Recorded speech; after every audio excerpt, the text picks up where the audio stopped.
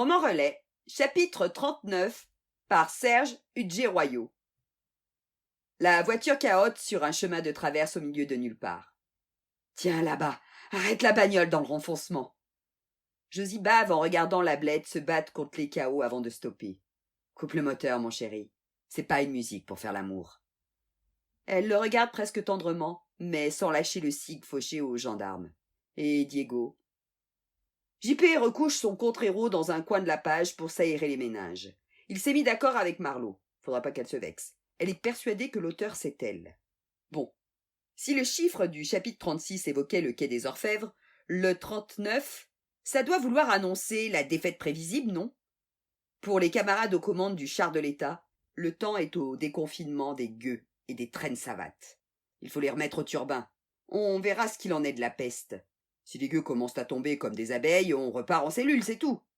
JP sent une vague poussée de mauvaise conscience, mais il décapsule une bière liégeoise et tout va mieux. La Jupiler coule dans son cerveau. C'est pas possible. Ou alors ils ont changé la formule. Il va vérifier la bouteille. Rien de bizarre. Il faut y aller. Les touches cliquettent, l'écran noirci, Diego se réveille. Ma tête! Bon Dieu, ma tête! Josie ne parle plus. Son énorme corps de furie est affalé sur le volant et un peu sur son fiancé. Celui-ci se dégage et en trouve la portière, inspire goulûment plusieurs fois comme s'il voulait avaler toute la nature. S'appuyant d'une main sur le tableau de bord, il sent une ivresse inconnue bousculer son squelette maigrelet. Bon sang, je me souviens. Cette folle a tiré, je suis touché. Il se tâte, bouge, rien, indemne, à part une sale bosse. Le tableau de bord. Il se penche vers la portière, respire 2 ou 3 fois. Le revoilà dans les limbes. Pas possible. C'est l'air. En effet, professeur. L'air, privé des bienfaisantes particules, de la fragrance rassurante du pétrole, des fumées magiques des usines, des odeurs de la chaude pestilence industrielle. Diego n'a plus l'habitude de cette quasi-pureté. Ses poumons sont trompés par cette alimentation d'où cette ivresse inouïe. Là-haut sur la montagne, les oiseaux chantent mieux. Il rit bêtement, la mâchoire pendante.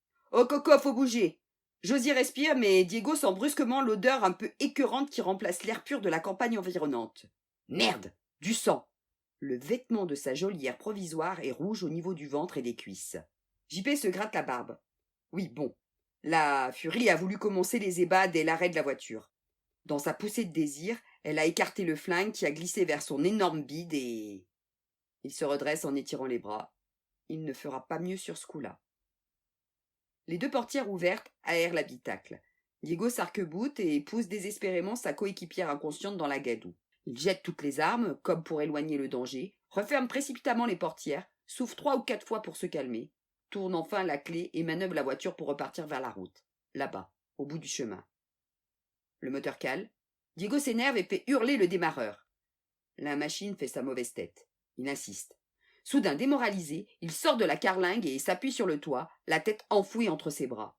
Pan! Pan! Les coups de feu ont cassé le silence. Diego regarde ahuri les 2 cigues dans les grosses mains de Josie, agenouillée, mais en état de vider les chargeurs.